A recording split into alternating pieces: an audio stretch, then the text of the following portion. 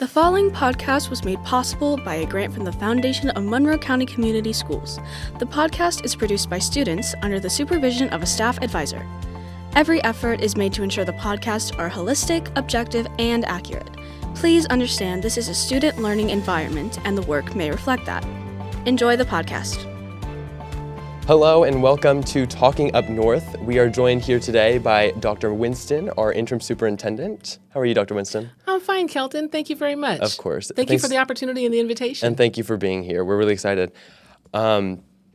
I guess just to get things started, can you tell us a little bit about what your role at MCCSC is as Interim Superintendent and what that role is like for you? Absolutely. Well, this is like day 73 of my role. I started on July 1st. I think that's day 73. And what that really means is my job and my primary responsibility is making sure that the students in our corporation are safe.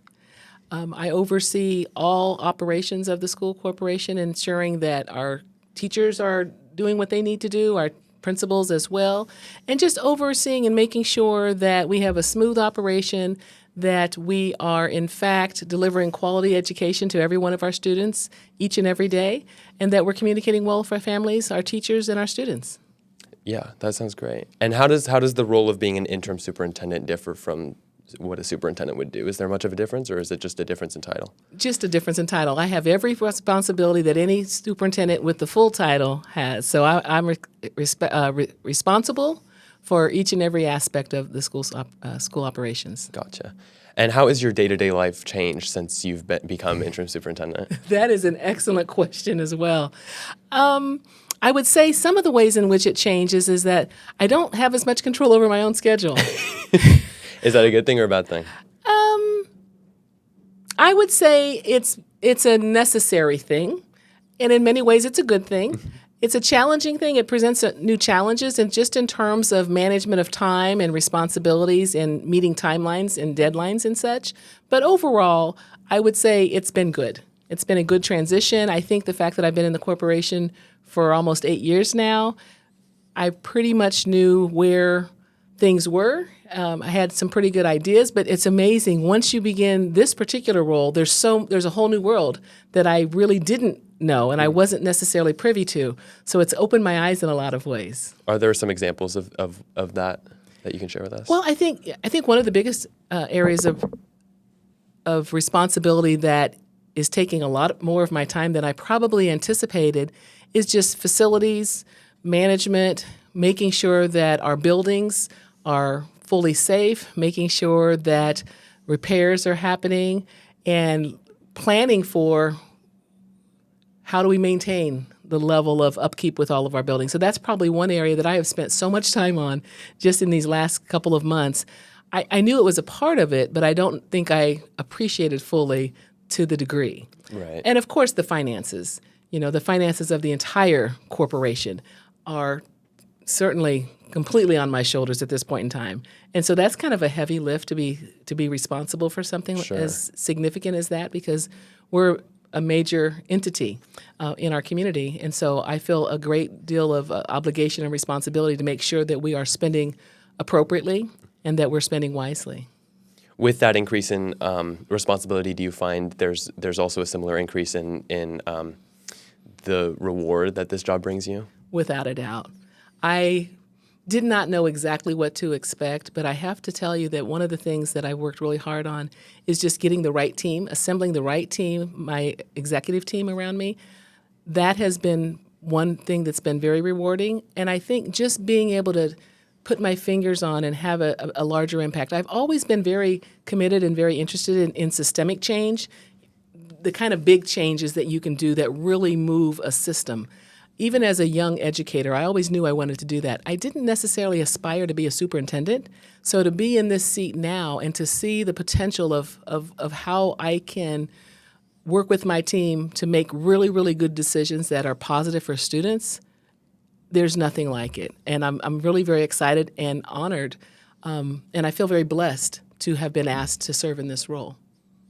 And so you mentioned assembling your team. Is that part of phase one of your entry plan that you came up with? Yes, it is. Can you tell us more about what happened during phase one and how that's moved into the phases 2 and 3, which are ongoing, I think, right? They are ongoing. So phase one really was establishing my executive team, and those are kind of like, I think of them as like my board of directors, like my key advisors. So that's somebody that's over finance, so my CFO, having someone who's over curriculum, so the assistant superintendent over curriculum instruction and assessment, that's a member of my executive team.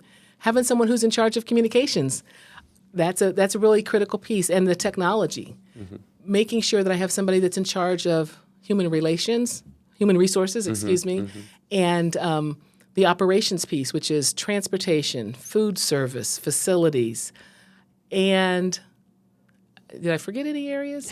I'm going around the table of my executive team. Oh, yes. And then also somebody who's in charge of safety and health. All of those are the most essential pieces. And so getting the right people on that bus and in the right seats, you got to get that part right in order to do anything else. And so that was probably my very first assignment, was to begin to fill those positions. And I think second to that was beginning to establish a relationship with the school board members, learning them, allowing them to get to know me, and establishing the kind of working relationship that's going to allow us to communicate well, collaborate well, and work together on the behalf of the students that we serve. That was phase number one. Okay. How about phase 2? I think the infographic I saw mentioned community engagement and talking to families and things like that. Yes. A lot of phase 2 has involved the planning and preparation for the Childs Templeton merger. That's been a big piece of phase 2, but that's not all of phase 2. I would say phase 2 is really introducing to some and reintroducing to others who I am. When I sat in the chair of assistant superintendent or deputy superintendent, a lot of folks knew who I was and they knew what I was responsible for.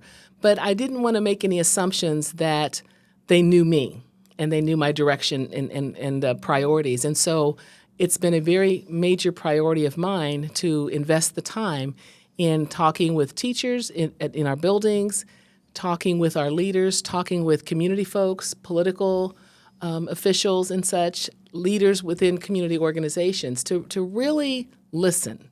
If you pay attention, and clearly you have, listen and learn as much as I possibly can. Someone in my role could possibly assume that because they've been in the district for so many years, they already know the district, they know what they need to know. But I didn't walk into it in that manner. I really approached it as, I know a lot about the corporation, but I need to know more. And so I really have been asking lots of questions about what are we doing really well? What can we be better at as a school corporation? And what suggestions or ideas do people have that they want me to know about? And so I have a list of probably 50 to 100 people that I've been meeting with individually. And then individuals have then said, I think you also need to talk to these 3 people. So every board member has given me suggestions of names of people that they think I should talk to hear their thoughts and ideas. So it's been really exciting during phase 2 to really reach out and engage. I've had my first Muffins with Markay a couple weeks ago at Templeton. No, not at Templeton, at Highland Park. Yeah. Highland Park Elementary School. And that was my first opportunity to really hear from our parents and some of our family members. So yeah, it's really been amazing. It's been fast paced. I can't believe we're already into day 73, 74. Yeah. And but that has been very rewarding as well. And then how does that differ from phase 3, which I think is the current phase, but I'm sure there's some blending going on in there. There's definitely some overlap. Sure. In many ways, I feel like I'm still somewhat in phase 2. Sure. And I think I was probably a little aggressive when I was putting that together and thinking of what can I accomplish. I'm like, who said I should do that in 30 days? Somebody said, you said. And so I was like, well, I was kind of crazy. So I think part of it is stepping back and maybe thinking more about, okay, now how do we start putting some things into action? What are some things that the teachers are saying to me that I need to listen to? Are there some easy wins that we can start implementing right away that will be beneficial to the teachers and to our students? And so I would say phases 2 and phase 3 kind of blend in together in a lot of ways. But there are a few things that are forthcoming. So for example, during phase 2, phase 3-ish, I want to begin having some conversations with community members, specifically about our early learning priority. You may or may not know, but we are expanding our pre-K program. And we've done so, and we've opened up 15 new pre-K classrooms over the summertime.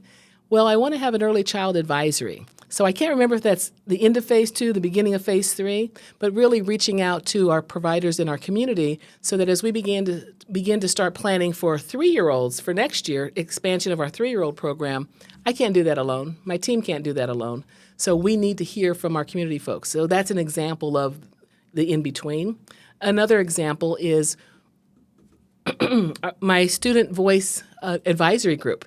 I'll be announcing that soon. I guess I'm kind of announcing it now, but we'll be opening up and creating a student voice advisory to give students an opportunity to meet with me every 2 or 3 months to share their thoughts and ideas about how well are we doing as a school corporation? What do we need to do differently from the student's perspective? And what are some suggestions and ideas that they think that their superintendent should be thinking about? I want to circle back to, you mentioned the 3 pillars you have, which are listen, learn, and lead. Can you tell us how you chose them and kind of what the thinking behind that was? Yeah, excellent question. The thinking really had to do with the fact that I view myself as an excellent and avid listener. I find myself listening to hear what people are saying, but I also find myself listening to hear what's not being said out loud. I've always done that. I think my early career, it was always important to me to understand. And so part of the focus is listening to understand more than anything else. I want to understand why someone's frustrated about something, because is there something that we could be doing differently? I want to understand why someone thinks this is a better idea than this idea. And so listening to understand is really, really important. It's probably a core tenet of who I am as an individual as well as a leader. I think that the learning piece is just my sense of humility to make sure that I'm learning as much as I possibly can. We have such amazing educators. We have such amazing community members, students, and parents. There's a lot for me to learn. And so I want to be able to take that learning and figure out how to apply it. And I think between the listening and learning, that's going to help me to be a more effective and more efficient leader. And so I think the 3 go together, they go hand in hand because one cannot exist without the other. And that's kind of why I put it that way, because I think it really speaks to an approach to leadership. I think that's wonderful. As you've begun filling this role over the last, you said 73 days, to us it looks like you're at the top of the chain. So is there if you walk into work one day, who's telling you? No one's telling you what to do, right? So how do you? Everybody's telling me what to do Really? every day of the week.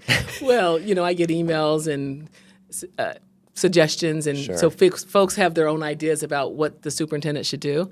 But I report to the school board, so I have 7 bosses, and that's different. That's a whole new change for me to have 7 individuals that collectively are my boss. And so the nice thing is they certainly give me latitude to do the work, and they direct as a body, so they collectively make decisions around policy and governance. And so that's their work. And then my work is the management and oversight of the day-to-day operations of the school system.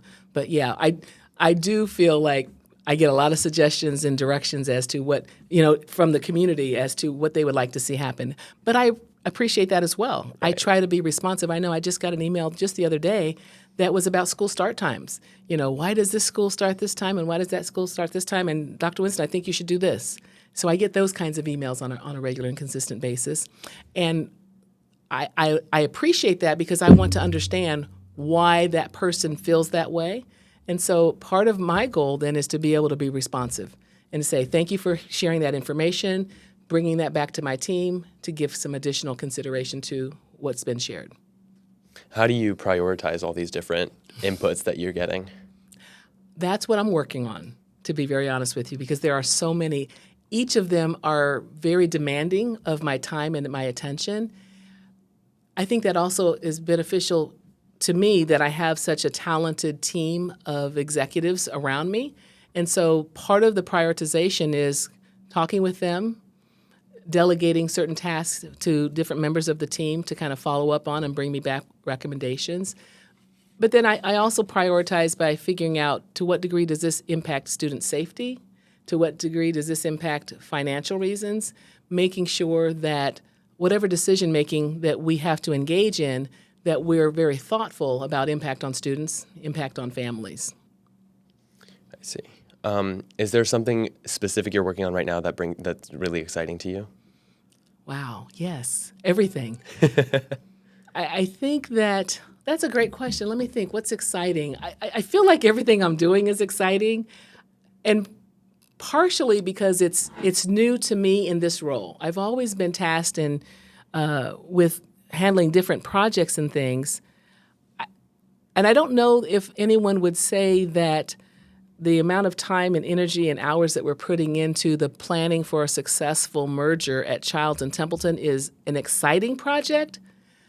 But I would say that the opportunity to be able to succeed at merging schools in a meticulous, planful manner with a very robust engagement process in place, there's excitement about we have an opportunity to do this well. That excites me.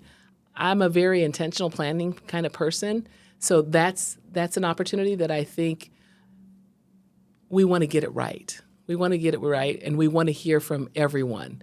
And so what excites me generically is probably engagement, being able to hear the voices of the people who are going to be impacted by potential decisions. So it really matters to me. You did an interview with the Herald Times a month or some amount of time ago. Mm-hmm. There was a question about rebuilding trust within our community, Mm-hmm. and you talked about how educators aren't necessarily PR experts, and they're not celebrities or communications people. So and I thought that was really interesting to hear. But what are some of the more specific actions that you have to take or go through to really engage with our community to work on that? Excellent question. I think the first thing is being approachable. I think being visible. My efforts to get out into the community, we're going to be out and about. I know that my assistant and Mr. Cope have worked on a number of opportunities for me to be out in the community, to listen. I know that there are some opportunities for me to have some sessions in our schools. I'm looking forward to talking with more of our students. I think the way you build trust is you allow your words and your actions to match. I think that matters. I think that you listen with respect and with intentionality. And I think you build that trust by just being consistent and steady and focused and keeping students at the center. That's what I think trust is all about. I feel like I'm a trusted entity already and a trusted individual. I'm a known person, but I don't take that for granted either. I still feel as though I have an obligation to continue to focus on earning more and more trust and building upon the trust that I've been blessed with having already. Can you tell us more about Muffins with Markay and the different maybe meeting or town hall style initiatives that you're working on? Yes. So Muffins with Markay is really just an opportunity to bring folks together. And you know how it is. We come together, we like food. And then, just the notion of Muffins, Markay. Okay. I have to ask, did you come up with that name? Well, it was a collaborative. And so really just an opportunity to talk with one another, to hear. And I was able to do it with a group of teachers at Highland Park, and they had such amazing things to share. And we were taking copious notes because I wanted to be able to reflect on everything that they said. I truly and genuinely wanted to hear the good, the bad, and the ugly. And I tell you what, teachers will let you know. If you're messing up, they'll let you know. But they also equally will tell you when you're getting it right. And so that mattered to me. Their opinions matter to me more than many opinions matter to me. So I wanted to hear that. But I also got an opportunity to meet several parents.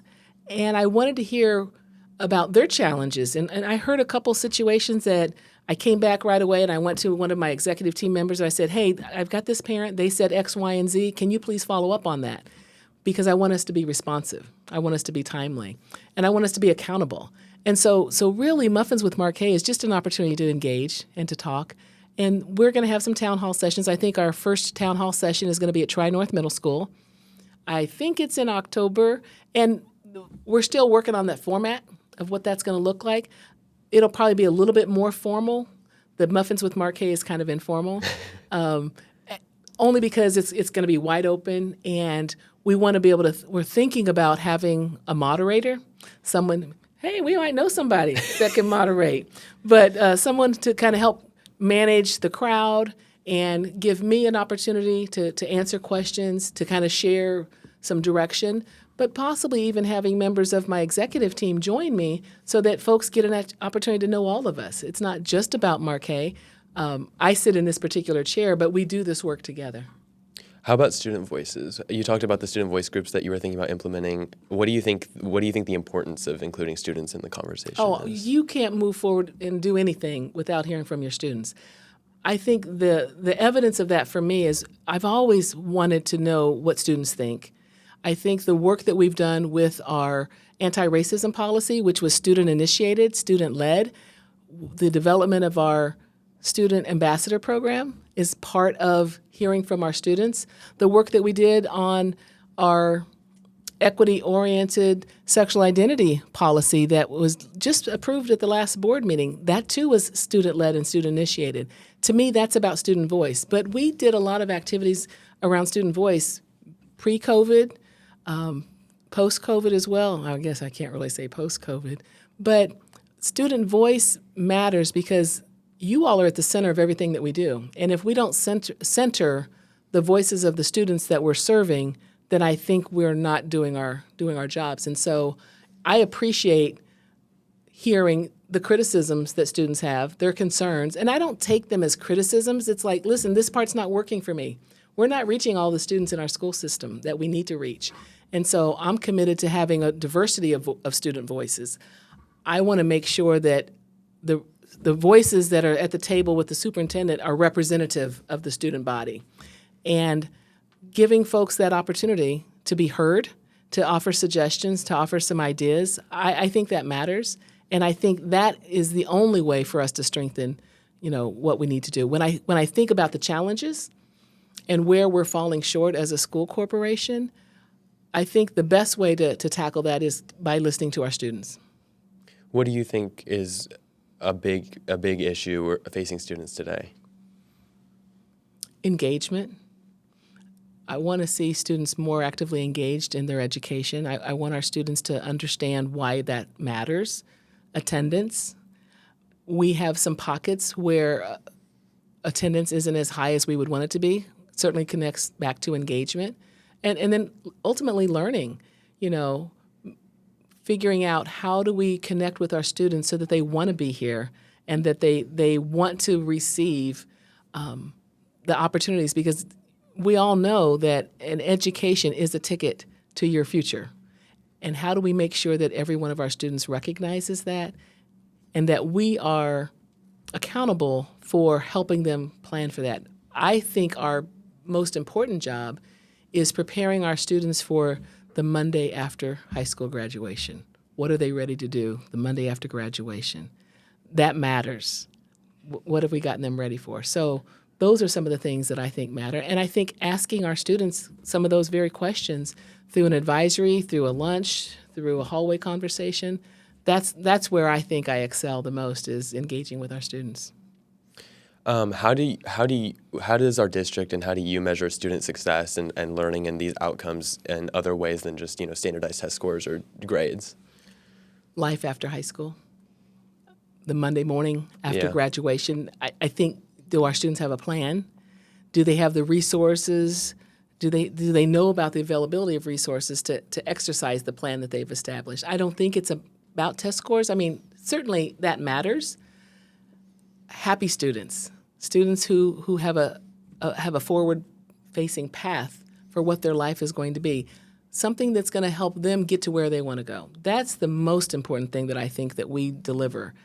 And students who feel included and welcomed, loved and appreciated, respected, that's the measure for me. If we have happy students who are ready the Monday after high school graduation, I think we've done our job. That must be a little kind of tricky for you if you're kind of removed from the classroom. How does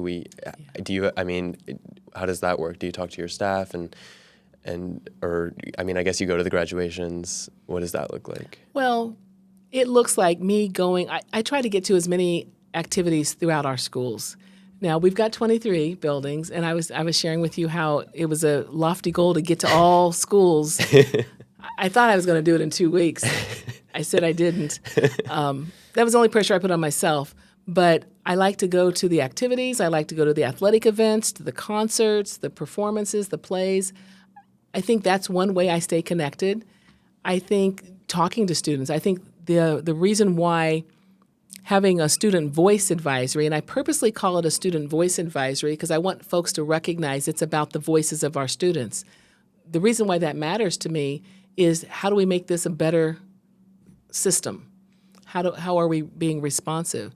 And so, no, I'm not in the classroom, but I do talk with my teams. I've got instructional coaches who are in classrooms. I talk to teachers who are in classrooms. So I feel like I've got my finger on the pulse because they're really great informants.